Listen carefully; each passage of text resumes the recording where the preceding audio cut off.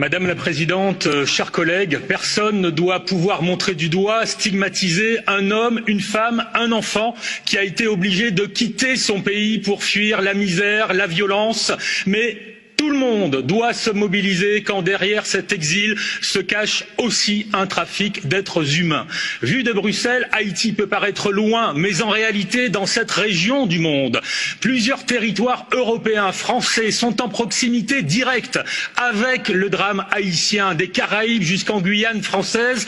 Partout, toujours, nous avons fait la démonstration de notre solidarité et nous savons que les urgences d'aujourd'hui exigent cohérence et efficacité. Alors oui, il faut vérifier si les aides européennes à Haïti contribuent réellement à lutter contre la souffrance du peuple haïtien. Nous avons des doutes et ils sont légitimes. Mais nous devons aussi mesurer les impacts de cette crise violente. En ce moment même, aux frontières de la Guyane française, plusieurs centaines de Haïtiens sont là et réclament l'asile. Nous ne pouvons pas laisser ce territoire européen seul face au drame haïtien. Le gouvernement français intervient, l'Europe doit aussi intervenir. Je vous remercie.